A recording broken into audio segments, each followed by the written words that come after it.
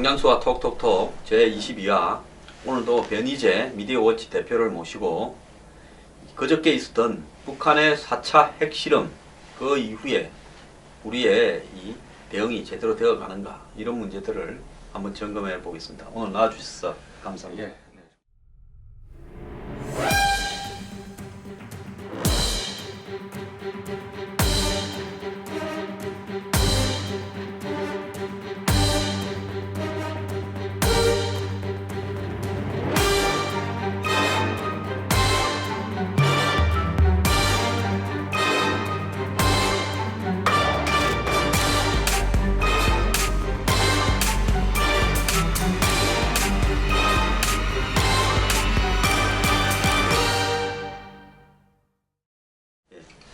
일단 변 대표 지금 현재 그 북한의 4차 핵실험이 있었는데 그저께 그 위에 지금 한국 내부에서 정치권이나 정부에서 돌아가는 모습들에 대해서 좀 어떻게 생각하십니까?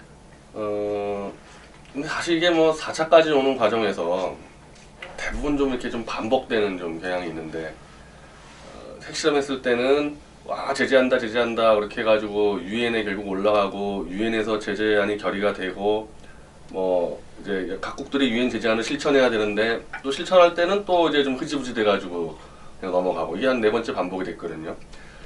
이번 같은 경우도 지금 또 이제 뭐 제재한다 그러지 않습니까? 근데 진짜 과연 제재에 정확히 지금 할 수 있는 지금 지렛대가 있는 건지 그 미국 쪽까지 포함해서 그리고 정말 제재를 한다면 완전히 북한이 백기를 들 수 있을 정도로 갈 수 있는 의지가 있는 건지 사실은 아직은 좀 확인하기 좀 어렵죠. 자, 그러면 여기서 이제 제일 중요한 거는 오늘 지금 12시부로 11군데 휴전선에서 확성기를 튼다.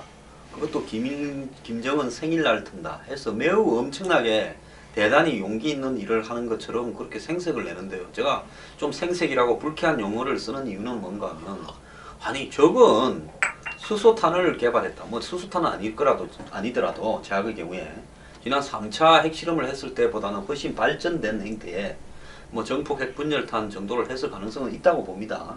근데 한국에서 기껏 지난번에 비정상적인 상황이 발생하면 확성기를 다시 털겠다 했잖아요. 8.25 회담 때.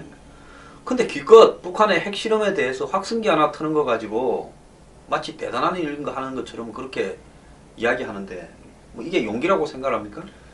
근데 이게 이 대한민국 정부가 이른바 이 북한에 대해서 액션을 취할 수 있는 게 실제로 별로 없어요. 생각보다. 이게 없으니까 그냥 확성기 하나 잠시 중단한 거 트는 거 가지고 이제 정부가 대대적으로 홍보하는데 사실 그거 말고 특별하게 할 수 있는 게 그게 많지가 않습니다. 그러니까 북한이라는 나라가 워낙에 폐쇄된 나라여가지고 이걸 사실 이제 유엔에서 결의를 해도 사실 제재 효과가 없는데 그럼 남측 정부가 뭐 대한민국 정부에서 할 수 있는 것들은 뭐 개성공단 완전 다철수 정도 이 정도 남아 있는 게 그렇게 많지가 않단 말이죠. 그래서 아마 국민들이 그 부분을 좀 이해할 겁니다. 생각보다 우리가 이 북한 통제를 할 수 있는 컨트롤을 할 수 있는 수단이 별로 없다. 그래서 뭐 확성기 그게 아마 다가 아닐까 그래요. 제가 볼 때 뭐 딴 거 더 할 수 있을지 모르겠어요. 참 이 과학 기술의 최종 결정체인 수소탄을 만들었다고 상대가 주장하는데 우리는 이 확성기를 튼다. 참 이 좀 언밸런스합니다. 그러니까 지금 박 대통령이 말은 굉장히 세게 하는데 막 세게 해가지고 뭐 진짜 이제 아주 강력한 제재를 하고 그런다는데 이미 이 3차 핵실험까지 올 때 제재할 수 있는 건 대부분 다 해놨거든요, 사실은.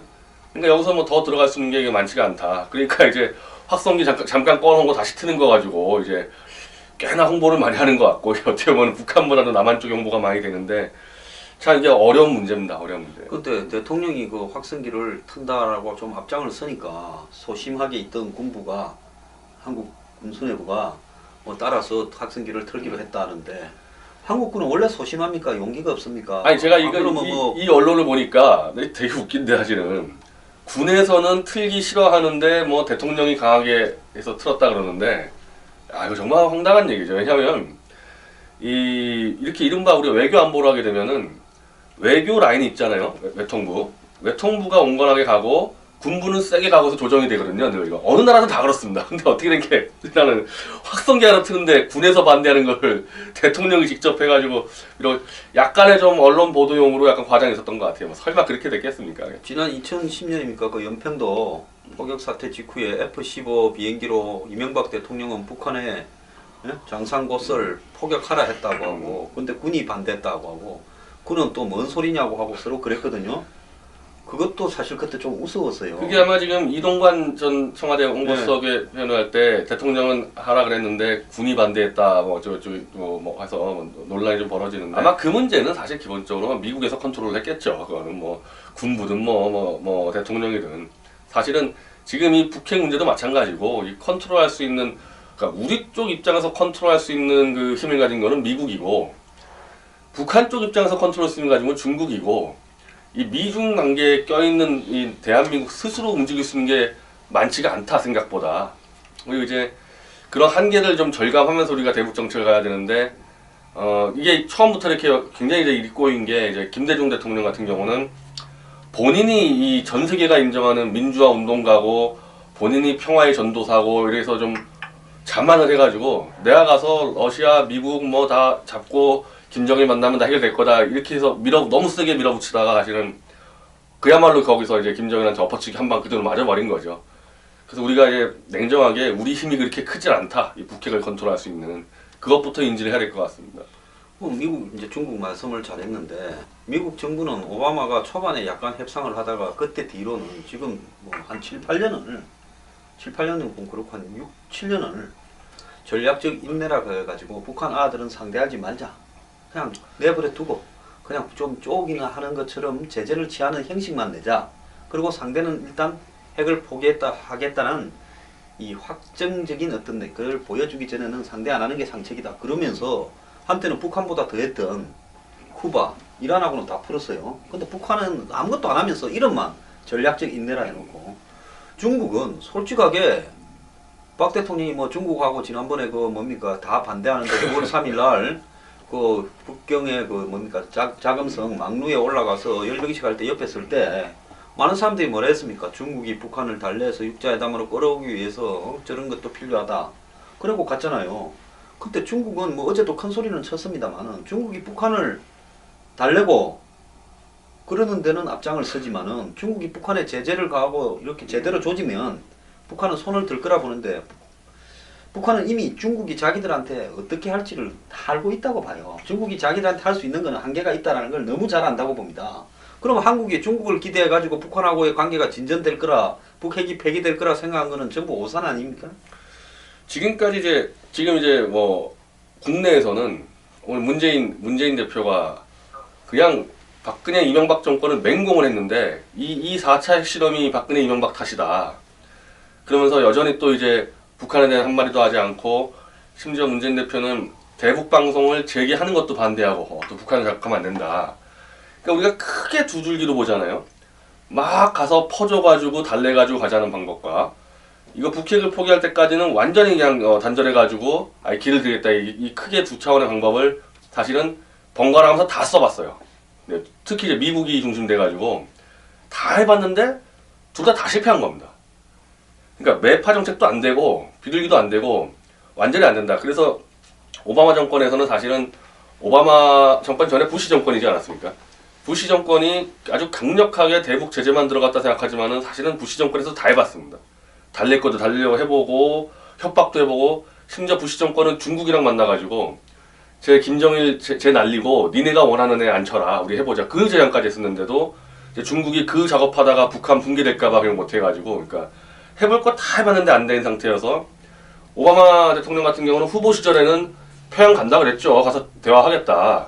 근데 집권하자마자 그때 아마 2차 핵실험인가 터뜨렸을 거예요. 오바마 집권하자마자. 13년에 3차 했죠. 3차 했고 2차가 집권하기도 하고 2009년이니까 집권 직후에 했죠. 그리고 아마 재선하고 또 그러니까 오바마는 딱 4년마다 선거 치렀잖아요. 집권하자마자 계속 북핵이 터졌기 때문에 그래서 어떻게 할 수가 없는 거니까 이제 그걸 이제 전략적 인내라고 제가 황 소장님 말했지만은 말이 전략적 인내지 그냥 들어누워 있겠다는 거예요. 아무것도 안 하고 들어누워 있겠다. 그래서 지금 최근에는 미국 내에서도 이건 전략적 인내가 아니라 전략적 혼수 상태다.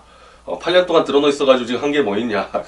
오바마 정권들이 상당히 비판을 많이 받고 있는 건데 근본적으로 이 북핵이라는 게 1998년도에 핵 개발을 시작했다고 지금 다 파악을 하고 있습니다. 이건 그 당시 1차 핵 개발 전에 이제 다 조사가 됐는데 미국 CIA에서 그때 클린턴이 영변 폭격하자니 어쩌니 했던 거 아닙니까? 그때 이제 잠깐 이제 중단한 척하다가 98년도에 파키스탄하고 딜을 쳐서 그러니까 북핵 개발하는데 이건 있어요. 그러니까 뭐 햇볕 정책에서 막 5억 달러 퍼줘가지고 그 돈으로 개발했냐 그러는데 북한은 이게 북핵 개발할 때 큰 돈 안 들고 개발했습니다. 그러니까 파키스탄한테 핵 기술을 받고 미사일 몇 개 갖다 줄게 물물 교환을 했기 때문에 그럼 98년도에 핵 개발했다는 얘기는 DJ가 햇볕 정책을 시도한 게 그게 98년이죠 집권하고.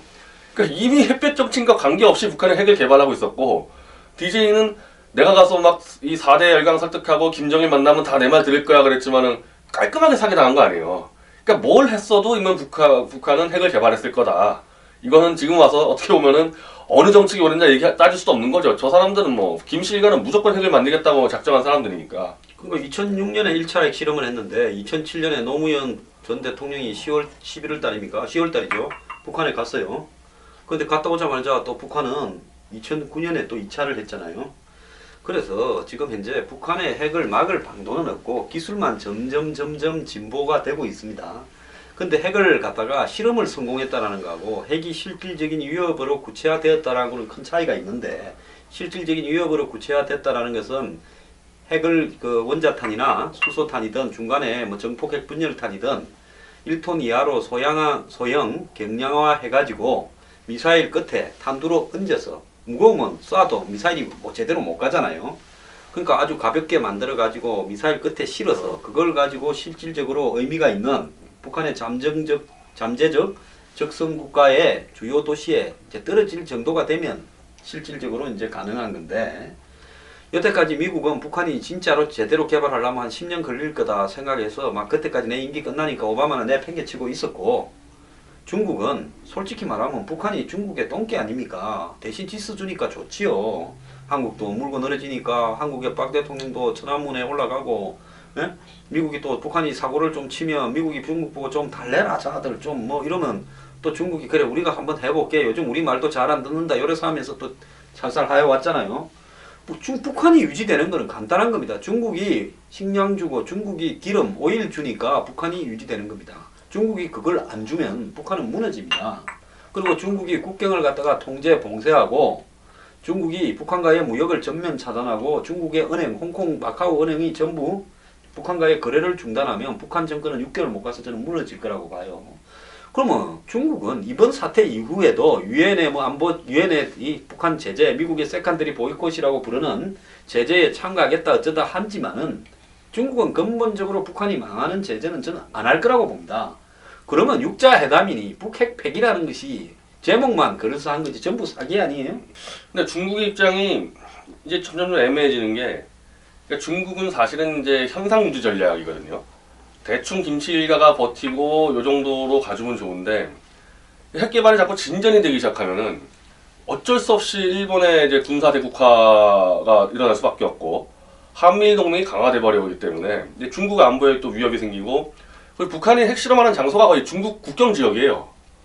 그러니까 이게 잘못 핵실험했다가는 중국 국경에 큰 피해가 터지니까 이렇게까지 가면 사실 중국이 더 버티기는 좀 어려운 부분이 있어요. 그래서 3차 핵 개발 때만 하더라도 그 이전과 달리 이제 중국에 있는 막 관보들이 막 인민일보들이 강하게 이제 북한을 비판하고 이제 중국 쪽에 있는 지식인들 같은 경우는 이제 북한을 포기해야 된다 이런 말까지 나오는데 근데 또 딜레마는 사실 이제 미국도 이제 거의 두 손을 들어버렸고 이제 미국의 존 케리 국무장 같은 경우는 계속 이제 중국한테 얘기한대. 우리는 힘이 없다. 북한을 뭐 다룰 수 있는 중국이 할 수 있다 그러는데 중국은 북한의 이 체제가 붕괴됐을 때 또 이게 또 견적이 안 나온다고 생각할 겁니다.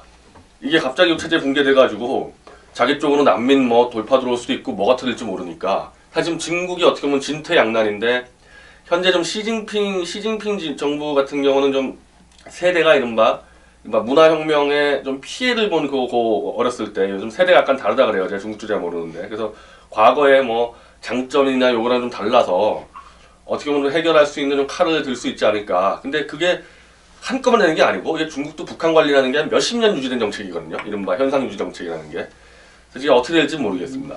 저는 중국의 그 기본적인 정책은 절대 안 변할 거라고 보고 있습니다. 중국이 처음에 스탈린이 김일성이 시켜서 6.25 전쟁을 일으킬 때 중국은 뭐 처음에는 보고 있었어요.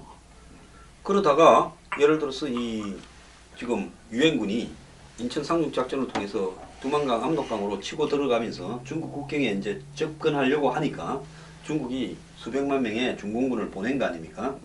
자, 중국은 전통적으로 북한을 중국이 미국과 중국의 가장 큰 적은 미국이니까 미국과의 사이에 있는 완충적인 땅이라고 생각을 하고 있어요.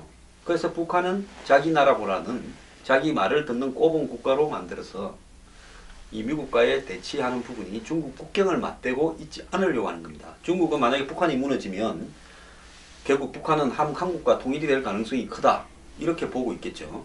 그렇게 되면 결국은 이 한국에 존재하는 미군들이 북한이 무너지고 나면 큰 숫자는 이제 미군이 존재 이유가 없다 해서 철수하겠지만은 상당한 정보이나 기지들이 한국에 남아서 딱 이 압록강 근처에서 중국을 감시하고 견제할 거다 이렇게 보는 부분을 중국이 굉장히 우려하고 있고, 또 북한이 무너지게 되면 연변 길림성 일대가 한민족이 굉장히 많이 살지 않습니까? 그리고 또 과거에 만주족들 청나라 그 후예들이 많이 살기 때문에 이 동북 삼성은 중국으로서는 항상 깨지기 쉬운 어떤 구조다라고 생각하기 때문에, 이 만주가 옛날에 국경이 없었잖아요. 러시아도 지배하고 중국도 지배하고 뭐 외국 군대도 지배하고 주인 한국 사람도 많이 가서 살고 한때는 한국 땅처럼 생각도 됐던데요.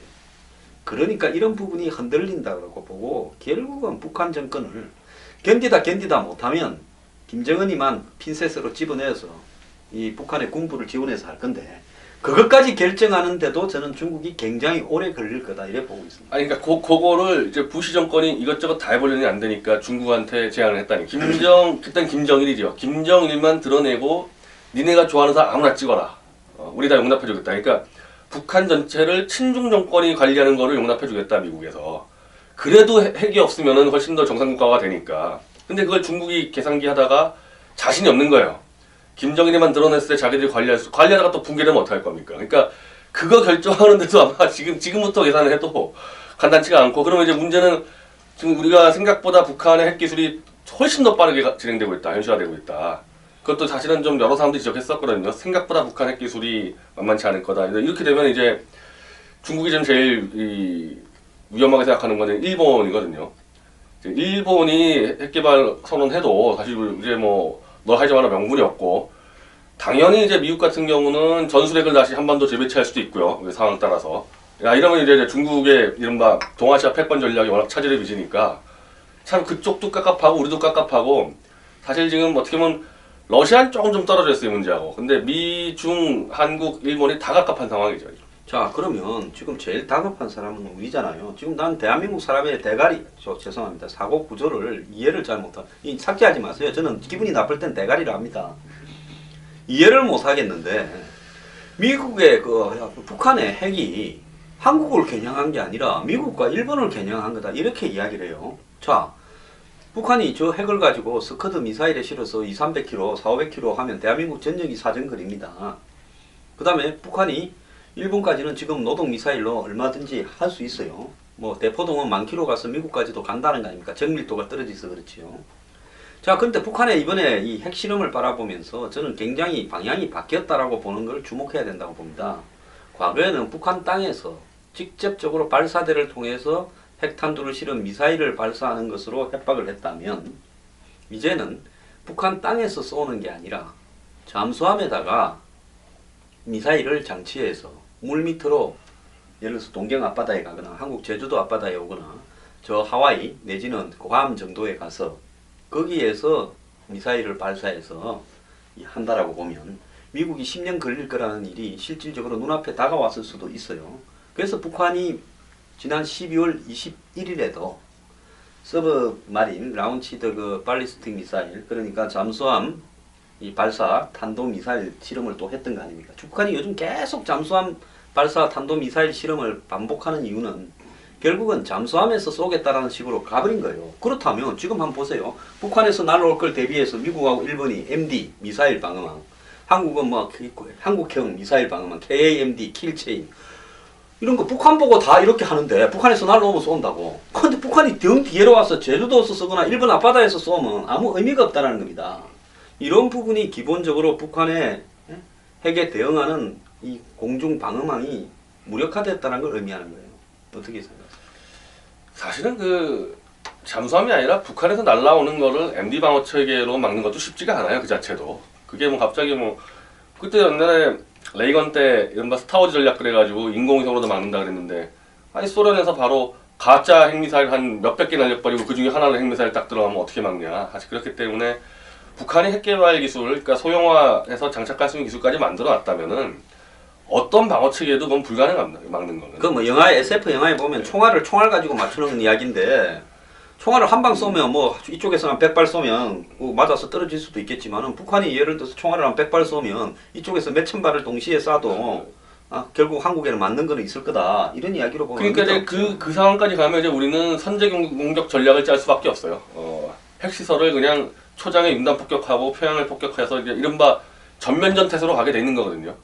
근데 이미 지금 나오는 기술이 수소폭탄이든 아니든 자꾸 소형화가 되고 있으니까 어떻게 보면 대한민국 이 전체가 이제 전면전 전시를 준비하는 체제로 갈 수밖에 없는 상황이 된 거죠. 우리 같은 경우는 어쨌든 북한이 쏜다 그러면 1순위가 한국이고 2순위가 일본이고 3순위가 미국이 되니까 무조건 한국이 1순위 아니니까.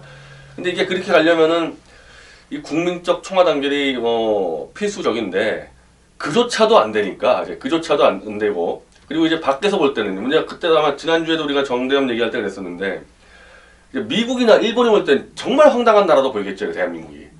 요즘은 사재기 하는 사람도 없고 주가 시장은 편안합니다. 중국의 서킷 브레이크 때문에 난리지.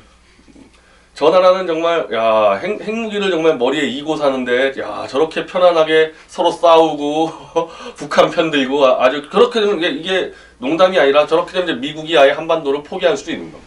귀찮다 니네끼리라 이렇게. 이건 어떻게 해요? 뭐 재작년 1월 달입니까? 통일 대박. 또 뭐 한반도 신뢰 프로세스. 이제 이런 게 아직도 유효하다고 보십니까?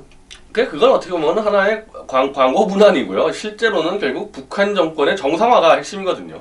북한 정권이 그래도 중국 수준 정도는 정상화가 돼야지 뭘 할 수 있는데 그걸 뛰어넘어서 통일 대박이고 뭐고 아무것도 안 되는 거죠. 그 이명박 정권 때 같은 경우는 비핵화 3천이라 그래가지고 뭐 핵만 포기하면은 뭐 3,000달러로 만들어주겠다. 그러니까 무슨 제안을 하든 북한 정권의 정상화가 아니고는 아무 제안도 안 먹히고 있다. 그래서 통일위원회 같은 거 뭐 이름 바꿔야 되지 않겠나요 이제? 핵미사일 뭐 방어를 위한 국민통합위원회 이렇게 가야지. 그걸 뭐 통일준비위원회 거 굉장히 이제 웃기게 돼버렸죠. 그러면 예를 들어서 하루 앞도 못 내다보고 그냥 그렇게 걸어놓고, 이름 걸어놓고 뭐 하는 척 하다가 이렇게 이제 뒤통수 맞고 이렇게 가는 걸 감수하려고 이랬느냐 이런 문제가 등장하는데요. 저는 솔직히 이제 몇 가지 부분을 분명히 해야 된다고 봅니다. 박 대통령은 내가 중국한테 많이 해줬으니까 너 하자는 대로. 중국은 북한에 대해서 이제는 핵을 폐기하기는 털렸고 기름도 주지 말고 식량도 주지 말고 뭐 예를 들어서 국경도 봉쇄하고 은행도 금융 제재를 해라 하고 한마디 말할 수 있는 거 아닙니까? 그러고 미국 보고는 너가 전술핵을 북한 핵을 폭격을 하든지 폭격을 못하면 전술핵을 배치해라 이렇게 이야기하고 일본 보고는 북한의 잠수함이 이제 가장 위협적인 요인이니까 일본의 잠수함 초계 기술, 즉 P-3C 같은 비행기 초계기를 통해가 잡아내는 기술이 일본이 세계적이에요. 일본이 원래 전통적으로 해군이 강하니까 한국군하고 같이 하자 이런 이야기를 해야 되는 거 아닙니까? 일단 이번에 그 1년의 맥락을 보면은 그런 게 좀 있는 것 같아요. 왜냐하면 위안부 협상이 굉장히 전격적으로 타결됐거든요. 그리고 이번에 핵실험은 몰랐다 그러지만은 이미 작년 11월인가 핵실험 한다고 10월달에 있었잖아요. 그래서 다 준비해놨기 때문에 언제든지 하면 되는 상태였으니까 아마 미국 쪽이 그걸 다 파악을 하고 굉장히 세게 이제 한일 작업해가지고 어쨌든 위안부 타협이라 됐으니까 지금 터지니까 바로 아베하고 박 대통령이 통화할 수 있는 거 아니에요. 그래서 이번 기회에 한미일 공조체제는 분명히 해야 되고 이 한미일 공조체제에 대해서 중국에게 이제 설명을 해야죠. 우리는 핵미사일 맞아죽기 싫다. 우리 한미일 이렇게 세게 이제 무기 배치하고 같이 연합작전하는 거를 너희가 도저히 위협적으로 느끼면은 니네가 알아서 지금 유일하게 지금 북한 문제를 풀 수 있는 지렛대를 가진 게 중국인데 니네가 알아서 어떻게 해봐라. 이렇게 강력히 요구를 해야 되고 아마 중국도 사실 이게 좀 곤란한 입장일 거예요. 이게. 중국 사람들은 원래 제주는 곰이 놓고 돈은 떼놈이 버린다 이런 말에 그 떼놈이 중국 사람 아닙니까? 그 곰이 북한 사람이고요, 한국이고.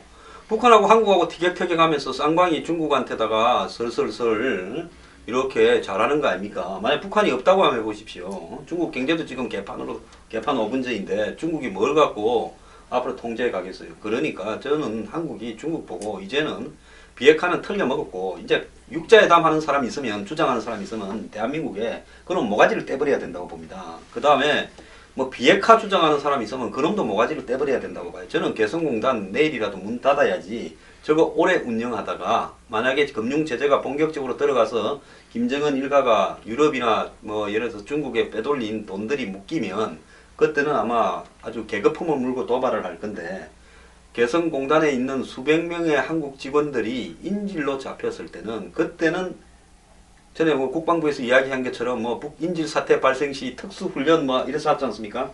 특수훈련회가 구출해 올 수 있다고 봅니까? 그 특수부대인데 원래 이 특수부대는 공산권이 셀 수밖에 없어요. 특수부대는 다 인건비인데 거기는 인건비 없이 특수부대 짜기 때문에 대한민국 특수부대가 하사 만든다 이제 그래도 돈 주는 월급 주는 데 아닙니까? 그래서 얼마 전에 포로 체험하다가 2명 네. 죽이기도 했죠. 그 전 세계에서 가장 센 특수부대가 북한 특수부대입니다. 그리고 쪽수 제일 많아요 특수부대가. 그 특수부대가 아니라 일반군만큼 많죠.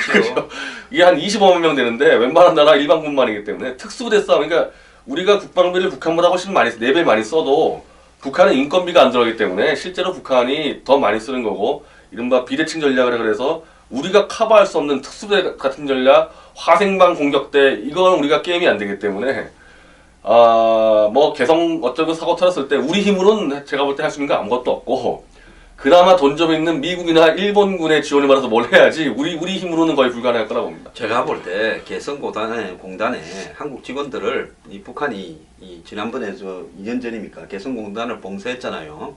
그때는 이제 나가라고도 했지만은 있는 사람을 그대로 붙들어 가지고 인질로 만들면서 북한이 이제 국제적인 상태로 인질극을 벌이기 시작하면 뭐 미군의 네이비실이 아니라 하늘에서 군대가 내려와도 그거 구출할 방법이 없다고 봐요. 한국군은 좀 헛소리 좀 하지 말고요. 그런 사태가 발생했을 때 이제 어찌 감당할 겁니까? 그리고 지금 이제 긴장감이 높아지면은 뭐 북한이 이미 연평 폭격이나 이런 거 가지고 천안함 가지고 여러 테스트 해봤잖아요. 한국 국민의 안보 대응 수준을 한국 언론이나.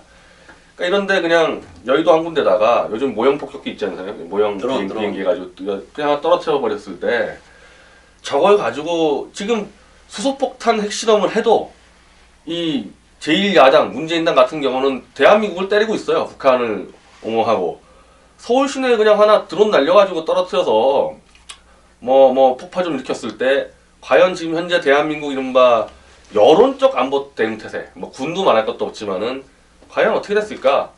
그냥 막 자중질환 나지 않겠습니까? 자중질환? 저는 멀지 않아서요. 북한이 진짜 핵을 쓰는 것은 최종적인 해결을 도모할 때고 북한이 핵이 위협에 그대로 이제 인정을 받고 실질적으로 관철되려고 하면 재래식 도발인데 증거가 안 남는 도발을 할 겁니다. 목함 지뢰 때도 그런 걸 시도했고요. 천안함도 그런 건데 그런 부분을 가지고 북한이 도발을 해왔을 때 이제 한국군이 어떻게 대응하느냐 이런 문제가 달려 있겠죠. 그래서 여기서 이제 가장 중요한 거는 인질을 먼저 제거해야 된다. 그런 입장에서는 개성공단 철수를 저는 이제는 해야 될 시점이 아닌가 봅니다. 개성공단이 남북 간에 무슨 교류협력 개나발이고 그 교류협력에 해서 오늘날 이 지경 됐습니까?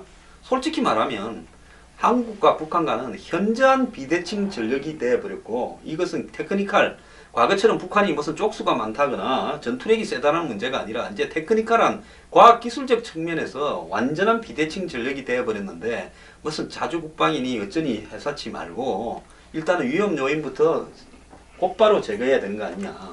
지금 뭐 인터넷 사이버 어택 해가지고 해킹 능력은 막강하고 지금도 이제 점점 지금 이 사이버 테러가 많아지고 있어요. 북한 쪽 작업들이. 그러니까 아까 말씀드린 이제 준 전시 태세로 들어가는 겁니다. 이번 수소폭탄 실험 이후로. 그랬을 때 참 일단 우리 남한 자체도 걱정이고 우리가 지금 대응이 제대로 안 될 거라는 국론 분열이 시작되겠죠. 예를 들어서 정부에서 취하는 조치에 대해서 그 전부터 하니까요 분명히 이제 이미 뭐 저 확성기 트는 거 갖고도 국회에서 난리 나던 거 아닙니까? 그 지금 테러 방지법도 지금 통과가 안 되고 있지 않습니까? 이미 명백히 지금 테러가 지금 벌어지고 있습니다. 현재 사이버 테러는 수시로 벌어지고 있어요. 이제 북한에서 하는 것들이 점점 강화될 텐데 테러 방지법 하나 지금 이제 통과를 못 시키는 국가고 제가 우려하는 거는 최소한의 자기 나라를 방어할 수 있는 수준의 국민의식이나 이런 게 안 돼 있는 나라라 했을 때 이른바 미국 같은 나라 분명히 포기할 수 있다는 거죠. 미국이 이걸 지키기 위해서 자기 더 할 수 있는 지금 요즘 여력도 안 되고 미국 국민들의 의식도 바뀌고 있고 그냥 손 들어버리면은 정말 그때는 우리가 어떻게 할 건가. 아주 굉장히 위험한 상황인데도 하도 이게 좀 요즘에 핵실험 4번 정도 하다 보니 우리나라가 이제 원래 좀 자주 하다 보면은 안보 의식이 더 강화되는 게 아니라 그냥 잊어버리잖아요. 점점 더. 그렇게 가는 것 같아요. 저는 이제 이런 경우를 한번 생각을 해봐요. 지금 영종도 인천공항이 세계적인 공항인데 거기서 이제 항공기가 민항기가 하나 들어옵니다. 뭐 한국 비행기를 겨냥해야 되겠죠. 북한 쪽에서 미사일 쏴서 하나 떨어뜨립니다. 그러놓고는 북한이 곧바로 오인 사격이 됐다, 미안하다, 딱 이렇게 했을 때 한국이 어떻게 하겠느냐? 네? 아, 우리가 그거 조작 미스로 뭐 실수로 그냥 날아가서 맞았다. 이렇게 해가지고 비행기가 하나, 여객기가 하나 땅에 떨어졌을 때 한국이 북한이 그 오인 사격했다 이렇게 나올 때 이제는 어떻게 할 거냐? 자, 그 뒤로 외국 사람들이 봤을 때 저 인천공항이라는 게 북한 바로 앞에 있습니다. 그렇지 않습니까? 그 북한 바로 앞에 있는 인천공항에 앞으로 외국에서 그럼 비행기를 띄우겠느냐? 한국 경제에 미칠 영향이 얼마나 오겠느냐? 이런 부분을 생각해서 여러 가지 각가지 아까 뭐 예를 들어서 드론에 의해서 뭐 북한이 그 드론 우리 거 아니다고 또 우길 수도 있겠죠. 자, 이런 사태가 발생을 할 때 그 다음에는 어떻게 할 거냐 이렇게 봤을 때 이제는 완전히 차원이 다른 그야말로 뉴노멀 새로운 기준에 의해서 고민을 해야 되는데 한국은 정치인이나 국민들 의식이 있다이니까 제가 볼 때 앞으로 정말 걱정된다 이런 이야기입니다. 언론 자체가 워낙 큰 문제고요. 저거 북한이 때려버리고 우리 안 했어요 그러면 북한 편들 언론들이 다수거든요. 포탈부터 해가지고 거기서부터 국론 분열이 시작되고 이걸 북한이 다 알고 있죠. 북한 사이버 부대가 이거 다 알고 있죠. 아, 이렇게 했을 때 한국 언론이 이렇게 움직이구나, 여론 이렇게 움직이는구나. 남북 간에 아마 포격전이 좀 시작됐다. 북한이 먼저 쏴서 포격전이 좀 시작이 되었다 하면 이제 서울거리는 전쟁 반대하는 플래카드들은 시대로 넘칠 겁니다. 그래서요, 이 부분에 대해서 정부가 향후에 벌어질 매뉴얼을 확실하게 갖춰야 되고 저는 한국군 내부부터 군수 내부부터 정신무장을 새로 시켜서 매뉴얼을 딱 정해가지고 북한이 이러면 묻지도 말고 그 매뉴얼대로 그냥 쏴라.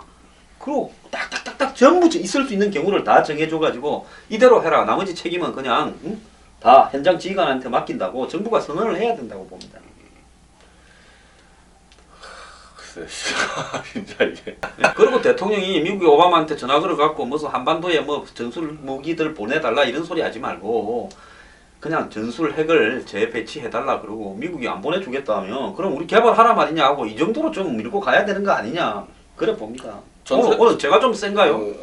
아니 전술핵 배치 요구하고 돈 좀 주면 미국이 하죠. 미국은 요즘에 돈 주면 하니까. 근데 우리가 이제 그걸 다 감수하고 그러니까 이제 상황이 많이 바뀌었다 이번 핵실험으로. 아니 91년도에 한반도 비핵화라고 노태우 정권 때 이야기를 하지 않았습니까? 근데 91년 이후에 비핵화가 진행되기는커녕 북한은 핵의 천국이 되어버렸는데 우리 남쪽만 비핵화라면서 있는 핵무기 다 빼가갔어요. 저 일본은 지금 어쨌든 핵을 만들으라고 하면 일본 사람은 6개월만 되면 핵무기 다 만들 거예요. 기술이나 준비가. 플루토늄이나 뭐 우라늄 엄청 갖고 있어요. 일본이. 그러면 일본은 그거는 할 수 있을 건데 지금 일본이 외부를 의식해서 안 하고 있는 거고 그러면 우리가 미국에 가가지고 전술 핵무기 좀 달라야 될 건데 미국이 뭐라는 줄 압니까? 소련이 망한 다음에 전술 핵무기를 거의 다 폐기해서 이제 별로 없다 가진 게 이렇게 지금 이야기를 하고 있는 걸로 알고 있어요. 자, 이 부분에 대해서 박 대통령이 오바마한테 한미 동맹에 의해서 우리 한반도에 전술 핵무기를 보내달라고 공식적으로 저는 이야기를 해야 된다. 이렇게 봅니다. 아마 돈 좀 세게 요구할 겁니다. 이제 미국 같은 나라 요즘 미국에서는. 그 돈이면 우리가 만들게 하고 뭐 좀 그래갖고 티격태격 하다가 배째라 하고 뭐 이래갖고 하는 거지. 그러니까 지금까지 있었던 이런 막 미군 철수 막 이런 부분들이 사실 미국 그 오피니언들이 다 파악을 하고 있어요. 그래서 이제 트럼프 현상 같은 게 나오는 건데 이제 진짜 우리가 안 보이기 위해서 이제 미국의 도움이 필요할 시점이 온 거 아닙니까? 지금까지는 좀 거의 좀 싸게 갖다 썼죠. 미국의 이제 무기들을 이제 아주 이제 비싸게 갖다 사야 되는 상황이 벌어진 거죠. 그런 것도 모르고 뭐 저 전시작전권 이양 뭐 해갖고 미국이 좋다고 뺀다 하니까 이제 바지 가랑이 붙들고 늘어져서 겨우 주저앉혀 놨는데 트럼프가 대통령 되는 날이면 지금 뭐 9천 몇백억 주는 게 많다고 그 뭐 한국에 있는 미군 그 이 뭡니까 분담금 한 9천 몇백억 주는데 그거 갖고 많다고 난리를 치고 앉았었는데 이제 그게 한 10배쯤 돼가 한 10조 내놔라면 10조쯤 주고 쓸 건지 안 그러면 뭐 우리가 10조를 내놓을 수 있는 근거가 있는 게 이제 트럼프 얘기하는 이거잖아요. 주한미군 분담이 한 연 2조 원 들어가는데 우리가 9천억 쓰고 미국이 뭐 1조 1천억 쓰니까 이제 미국이 더 늘리자 그러는데 한 들어와 있는 무기가 한 50조 원 정도 들어와 있어요. 미국 무기가. 우리는 사실 또 파악도 안 되는 무기예요. 미국이 파는 무기도 아니고. 그러면 이제 트럼프나 아니 힐러리가 해도 마찬가지인데 야 이 50조짜리 들어와 있는 무기 리스비 좀 내라. 이러면 연간 막 5조 원, 10조 원 리스비 낼 수 있는 거거든요. 아니 무기는 안 쓰면 시간이 지나면 도태돼 갖고 또 새로 만들어야 되니까 감가상각비를 한국 보고 내라고 그렇죠. 할 수 네. 있죠. 그렇게 되면 이제 그때 네, 그거는 지금 주한미군 월급은 미국이 주잖아요. 근데 이제 그 월급도 절반은 너가 이제 다 내라 이런 식으로 해갖고 돈이 점점 늘어날 수 점점 있다. 늘어날 겁니다. 그건 뭐 트럼프가 안 돼도 늘어나게 돼 있습니다. 자, 지금 한반도 안보가 참말로 그 위협적인데요. 위태로운데 이런 상황에도 뭐 정치권이나 국민들 다수는 정신 못 차리고 있습니다. 자, 벤 대표 마지막으로 한마디 좀 하시죠. 정신 못 차리는 사람들. 이게 사실은 6.25 때부터 대한민국 안보는 미국이 다 지켰다고 해도 과언이 아니에요. 미국이 다 지켰는데 미국이 점점 이 한반도 문제에서 빠져나가고 일본을 자꾸 내세우고 이제 본인들은 우리끼리 잘 먹고 잘 살겠다로 가는 이런 찰나를 지금 북한이 이용하고 있는 겁니다. 북한이 그걸 뻔히 알고 어떻게 보면 도박을 하고 있는 거죠. 북한 입장에서. 미국은 이 경제가 좋고 좀 그럴 때는 이 전 세계로 세계화적인 전략을 썼고 미국은 경제가 안 좋으면 고립주의 정책을 썼습니다. 점점 후퇴하면서 미국만 잘 먹고 잘 사자는데 지금 미국이 점점 이 경제 상황이 안 좋아지면서 그런 전략으로 가고 있잖아요. 국방비도 삭감하고. 자, 이런 양상에서 양키 고음 주장했고 반미 주장했던 사람들이 대한민국을 지킬 것인가 참 대한민국 장래가 암담합니다. 오늘 감사합니다.